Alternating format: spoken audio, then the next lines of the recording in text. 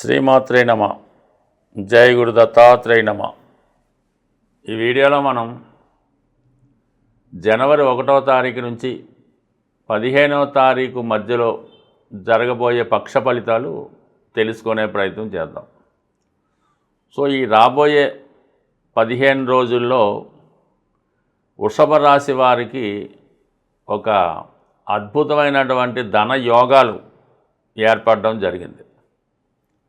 ఏదైనా ఒకరి జన్మజాతకంలో ధనయోగాలు ఏర్పడాలంటే కనీసం కొన్ని స్థానాల్లో గ్రహాలు ఉండవలసి ఉంటుంది. అందులో ధనస్థానంలో, అష్టమ స్థానంలో, లాభస్థానంలో గ్రహాలు సంచరిస్తున్నప్పుడు కానీ వారు జన్మించినప్పుడు ఈ భావాల్లో అంటే 2, 8, 11 భావాల్లో గ్రహాలు అది శుభుడైనా పాపుడైనా ఆ కారకత్వాల ద్వారా మనకి సంపద క్రియేట్ చేయడం జరుగుతూ ఉంటుంది. ఇప్పుడు ధనస్థానంలో గురువు, అష్టమ స్థానంలో 4 గ్రహాలు ఏర్పడడం జరిగింది. అయితే ఇంచుమించుగా మరి ఒక ప్రధానమైనటువంటి యోగం ఏంటంటే ధన అష్టమాధిపతుల మధ్య పరివర్తన యోగం ఏర్పడింది. అంటే మరి 2వ స్థానం బుధుడు స్థానంలో ఉన్నటువంటి గురువు ధనుస్సు అష్టమ స్థానంలోకి వెళ్ళడం, అష్టమ స్థానంలో ఉన్నటువంటి బుధుడు ధనస్థానంలోకి రావడం జరిగింది. అయితే ఈ సమయంలో మీరు అంటే ఎస్పెషల్లీ వృషభ రాశి వారికి గతంలో మీరు పోగొట్టుకున్నది అది ఒక స్థిరాస్తి అయినా, ఒక బంగారం అయినా, ఒక ధనమైనా తిరిగి మళ్ళా సంపాదించుకోవడం అన్నది జరుగుతూ ఉంటుంది. అంటే మీ పోయిన వస్తువులు తిరిగి రావడం జరుగుతూ ఉంటుంది. అలాగే దూరమైనటువంటి ఒక ముఖ్య కుటుంబ సభ్యుడు, మీ బంధువు అంటే మీ రక్త సంబంధికులు, మీ కుటుంబంలో ఒకరు తిరిగి మళ్ళా మీ కుటుంబంలో కలవడం జరుగుతూ ఉంటుంది. దూరమైన బంధువుల్ని కలుసుకోవడం జరుగుతూ ఉంటుంది. మరి బుధుడు ధనస్థానంలోకి రావడం వల్ల చాలా వాక్చాతుర్యం పెరుగుతూ ఉంటుంది. వ్యాపార పరంగా చాలా తెలివితేటలుగా మాట్లాడడం వల్ల మీలో ఉన్నటువంటి టాలెంట్తో ఏదైనా మంచి కార్యక్రమాలు కానీ సాధించే అవకాశం ఉంది. ఈ టైంలో కొన్ని ఇంటర్వ్యూలు నెగ్గడం కానీ మీరు చెప్పింది కుటుంబ సభ్యులు సమ్మతించడం కానీ జరిగే అవకాశం ఉంది. ఎస్పెషల్లీ కుటుంబంలో ఏదో ఒక శుభకార్యం, చిన్న ఫంక్షన్ లాంటిది, చిన్న వేడుక లాంటిది ఈ రాబోయే 15 రోజుల్లో జరిగే అవకాశం ఉన్నది. ప్రధానంగా మరి ఇక్కడ చతుర్థాధిపతిగా ఉన్నటువంటి రవి అష్టమ స్థానంలో ఉంటూ వ్యయాధిపతి కుజుడితో కలిసి సంచరిస్తూ మరి ఇక్కడ గురువు యొక్క శుభదృష్టి కూడా పట్టడం వల్ల స్థిరాస్తి కొనాలనే మీ ప్రయత్నం నెరవేరే అవకాశం ఉంది. అలాగే ఈ సమయంలో మీరు ఏదైనా ఇల్లు మారడం కానీ, ఒక ప్రాంతం నుంచి ఒక ప్రాంతానికి మారడం కానీ జరిగే అవకాశం ఉంది. లేని పక్షంలో కొద్ది రోజులైనా ఏదైనా ఇతరుల గృహంలో స్టే చేసి వారి యొక్క ఆతిథ్యాన్ని స్వీకరించడం కూడా జరుగుతూ ఉంటుంది. మరీ ముఖ్యంగా దీర్ఘకాలికంగా వేధిస్తున్నటువంటి రుణాలు ఏవైనా ఉంటే వాటి నుంచి బయటపడడం జరుగుతూ ఉంటుంది. అలాగే అనారోగ్య సమస్యలతో ఇబ్బంది పడుతున్నవారు ఈ సమయంలో అటువంటి దీర్ఘకాలిక అనారోగ్య సమస్యల నుంచి బయటపడడం జరుగుతూ ఉంటుంది. ఏదో ఒక శుభవార్త ఈ సమయంలో మీకు కొంత ఆనందాన్ని, కొంత ఆశ్చర్యాన్ని కూడా కలిగించే అవకాశం ఉన్నది. ఈ ధన విషయంలో ప్రభుత్వ సంస్థల నుంచి కానీ, తండ్రి గారి దగ్గర నుంచి కానీ, మీరు ఎక్కడైతే ఉద్యోగం చేస్తున్నారో ఆ యజమాని ద్వారా మీ కుటుంబ అవసరాలకు తగు విధంగా ఆర్థికపరమైనటువంటి సహాయ సహకారాలు సంపూర్ణంగా అందుతాయి. భూములు, స్థిరాస్తులు వాటి వల్ల కూడా కొంత ఆదాయం లభించే అవకాశం ఉంది. అంటే ఈ కారణం వల్ల ఏంటంటే మీరు ఏదైనా ఒక రియల్ ఎస్టేట్ వ్యాపారంలో కానీ, కన్స్ట్రక్షన్ రంగంలో కానీ ఉంటే కంపల్సరీగా మీకు దానికి సంబంధించినటువంటి ఆదాయ వనరులు రావడం జరుగుతూ ఉంటుంది.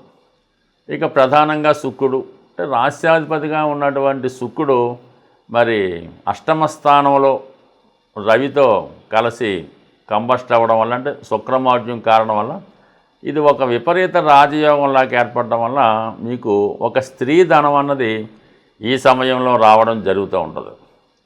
అది అకస్మాత్తుగా అది డౌరీ రూపంలో అవ్వచ్చు, గతంలో మీ పుట్టింటి ధనం అవ్వచ్చు, అంటే మీ ఆడపడుచులో మీ మదరో అత్తగారి నుంచో ఏదైనా మీకు ఒక బహుమతి రూపంలో అది ఒక విలువైనటువంటి కానుక ఈ సమయంలో లభించే అవకాశం ఉంది.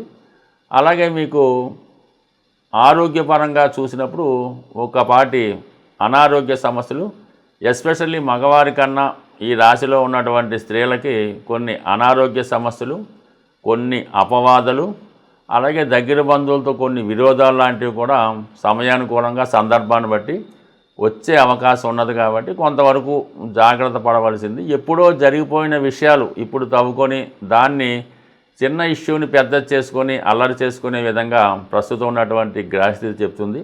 కొన్ని సందర్భాల్లో ఆకస్మికంగా వచ్చినటువంటి ధనం కొరకు కూడా కుటుంబ సభ్యుల మధ్య మనస్పర్ధలు లాంటివి కూడా వచ్చే అవకాశం ఉన్నది. అయితే ఎన్ని సమస్యలు వచ్చినా కూడా గురువు యొక్క శుభదృష్టి, అలాగే లాభస్థానంలో శనిగ్రహం, ఈ రెండు కూడా మీకు అనుకూలంగా ఉండడం వల్ల ఎంత జటిలమైన సమస్య అయినా ఎవరో ఒకరు సంపూర్ణ సహకారంతో ఆ సమస్య మీకు సంపూర్ణంగా పరిష్కారం అవుతుంది. బట్ చాలా కాలంగా వేధిస్తున్నటువంటి ప్రధాన సమస్యలు ఈ వారంతో, ఈ పక్షంతో అవి మీకు శాశ్వత పరిష్కారం దొరికే అవకాశం ఉంటుంది. గోచార రీత్యా మీరున్నటువంటి రాశికి గ్రహాలు అనుకూలంగా వచ్చినప్పటికీ కూడా మీ జన్మజాతకంలో దశలు అంతర్దశలు అనుకూలంగా ఉన్నప్పటికీ కూడా ప్రధానమైనటువంటి విషయాల్లో మరి ఇప్పుడు ఉద్యోగం, అలాగే వివాహం, ఈ రెండు అవకాశం రావటం లేదు. ఉద్యోగం రావటం లేదు, వివాహం జరగటం లేదు. వివాహపరమైన సమస్యలు మీకు ఉన్నాయంటే కంప్లీట్గా మీరు నివసిస్తున్నటువంటి గృహంలో కానీ, మీకు అంటే ఓనర్షిప్ కలిగినటువంటి గృహంలో కానీ వాస్తుపరమైనటువంటి దోషాలు మిమ్మల్ని ఇబ్బంది పెడుతున్నాయని చెప్పచ్చు. ఉదాహరణకి నైరుతి భాగంలో దక్షిణ నైరుతి కానీ పడమర నైరుతి కానీ దోషం ఉన్నప్పుడు మీరు అర్హత కలిగి ఉన్నప్పటికీ కూడా ఉద్యోగాన్ని సంపాదించలేకపోతూ ఉంటారు.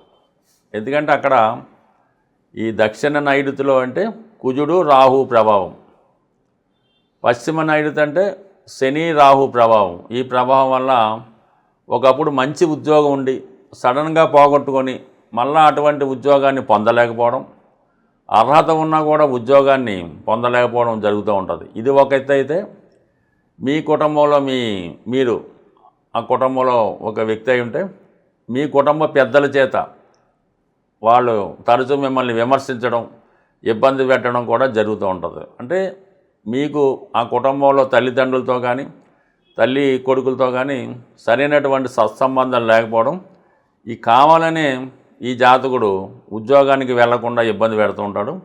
అది ముందుగా ఆ నైరుతి దోషాల్ని మీరు సరి చేసుకుంటే, అంటే నైరుతి పెరగడం కానీ నైరుతిలో గోతులు కానీ అనేక రకాలుగా ఉంటాయి.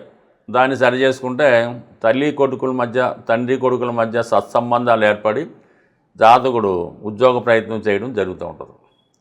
అలాగే వాయువు దిశలో ఉత్తర వాయువు ప్రాబ్లం ఉంటే ఆ కుటుంబంలో వివాహం అన్నది ఆలస్యం అవుతూ ఉంటుంది. ఆ ఇంట్లో అమ్మాయిలు కానీ అబ్బాయిలు కానీ మోసపోతూ ఉంటారు అన్నమాట. ఎవరినో ఒకరు నమ్మి ప్రేమించి వాళ్ళు హ్యాండ్ ఇవ్వడం వల్ల మోసపోవడం కానీ, కొంతవరకు మానసికంగా మతిస్థిమితం కోల్పోవడం కానీ జరుగుతూ ఉంటుంది. లేదంటే వ్యాపారంలో ఉన్నవాళ్ళు పెద్ద మొత్తంలో ధనం ఒక అప్పు ఇవ్వడం వల్ల కానీ, షూరిటీ పెట్టడం వల్ల కానీ నష్టపోవడం జరుగుతూ ఉంటుంది. అంటే ఇక్కడ ఈ ఉత్తర వాయువు అంటే మనకి బుధుడు చంద్రుడు ప్రభావం చూపుతూ ఉంటుంది. ఈ జన్మజాతకంలో బుధుడు చంద్రుడు కలిసినా కూడా వాళ్ళు చిన్నప్పటి నుంచే డబ్బు సంపాదించాలనే ఆసక్తితో ఎక్కువ ధనం సంపాదించి ఎవరో ఒకరు నమ్మి మొత్తం మోసపోతూ ఉంటారు. చిన్న వయసులోనే ప్రేమలో పడి మోసపోవడం జరుగుతుంటుంది. శృంగారపరమైనటువంటి ఆలోచనలు ఎక్కువగా ఉండడం వల్ల ఒక విధంగా చిన్నప్పుడే వాళ్ళు ఇతరుల యొక్క దీనికి మోసానికి గురై ఈ విధంగా వారు కోల్పోవడం జరుగుతూ ఉంటుంది. ఈ విధంగా కంప్లీట్గా ఈ గృహంలో ప్రతి దిక్కుకి మీ జాతకంలో ప్రతి గ్రహానికి సంబంధం ఉంటుంది. మరి ఆ దిక్కు అంటే ఒకవేళ తూర్పు ఆగ్నేయం ఇబ్బంది పడింది, మీ జాతకంలో శుక్రుడు కారకత్వాలు ఇబ్బంది పెడుతుంటాయి.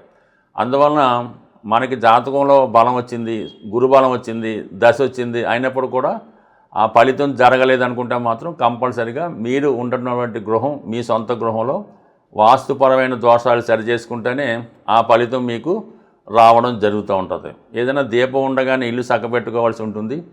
ఆ దశ వచ్చినప్పుడు దశమానికి సంబంధించిన దశ వచ్చింది, ఆ దశలో ఉద్యోగం రావట్లేదు, గృహంలో ఉన్నటువంటి వాస్తు ప్రాబ్లం సరి చేసుకుంటే ఉద్యోగం రావచ్చు. తీరా జాతకంలో గోచారరీత్యా దశరీత్యా ఈ దశ అయిపోయింది అనుకోండి, ఆ టైం అయిపోద్ది. అప్పుడు వాస్తు సరి చేసుకున్నా కూడా లాభం ఉండదు. కాబట్టి ఏదైనా జీవితంలో తొందరగా సెటిల్ అవ్వాలంటే కంప్లీట్గా గృహాన్ని కూడా మనం పరిశీలించుకొని సరి చేసుకుంటేనే జీవితంలో మీరు సెటిల్ అవ్వడం జరుగుతూ ఉంటుంది. బట్ ఏదైనా నమ్మినా నమ్మకపోయినా వాస్తు యొక్క ప్రభావం ప్రతి ఒక్కరి జీవితంలో, ఆ కుటుంబంలో ప్రతి ఒక్కరి మీద ఉండే అవకాశం ఉంటుంది. స్వస్తి.